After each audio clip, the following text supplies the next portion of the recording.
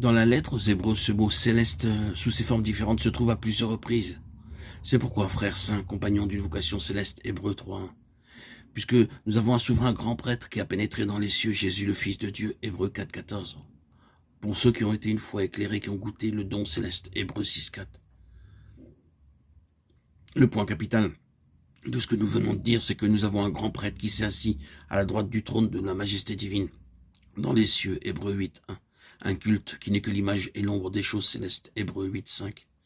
Si donc les images des choses du ciel ont dû être purifiées de cette manière, les choses célestes elles-mêmes devaient l'être par des sacrifices plus précieux encore, Hébreux 9.23. Mais il désirait une patrie meilleure, la patrie céleste, Hébreux 9.16.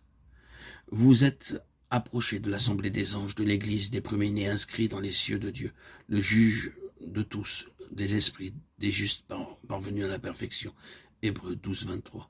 Lui, dont la voix ébranla alors la terre et qui maintenant fait cette déclaration, j'ébranlerai encore une fois non seulement la terre, mais aussi le ciel, Hébreux 12.26. Ainsi, nous le voyons, la lettre nous parle beaucoup des choses célestes. Et ici, dans ce chapitre 3e de la lettre aux Hébreux, elle nous dit que nous sommes en relation avec ces choses célestes. Notre vocation est une vocation céleste, pour une vie céleste, non pas après cette vie, mais dès maintenant. Nous ne citerons pas tous les passages où se trouve le mot foi. Il a une grande place dans cette lettre, et comme nous le savons, un chapitre tout entier est consacré à la foi, le chapitre 11e. Nous avons ici ces deux mots, céleste et foi, et ce sont des mots difficiles à comprendre pour de jeunes chrétiens. Si l'on dit aux jeunes chrétiens, vous êtes appelés désormais à vivre une vie de foi, ils pourront penser à cette vie de façon très limitée, qu'ils doivent croire en Dieu, que Dieu peut les sauver, que Dieu peut les garder, que Dieu peut pourvoir. Tout cela est vrai, mais nous verrons qu'il y a en cela une signification beaucoup plus grande. Si l'on dit à un jeune chrétien, tu es appelé désormais à vivre une vie céleste, je ne sais ce qu'il penserait. Quelle pensée difficile. Il dirait probablement, mais comment peut-on vivre une vie céleste alors que nous devons vivre ici-bas sur cette terre? Oui, essayons d'aider à ces chers jeunes et à tous les chrétiens. Laissez-moi répéter que céleste et foi sont la seule et même chose.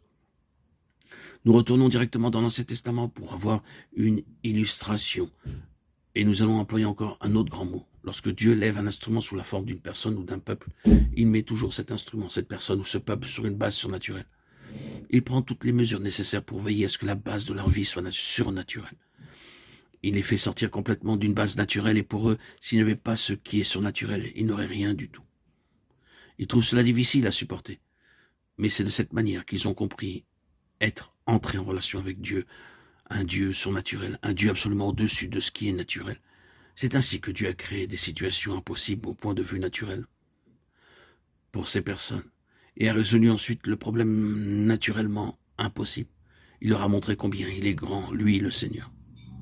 Et Abraham a eu une grande place dans cette lettre aux Hébreux. Dieu mit Abraham sur une base surnaturelle.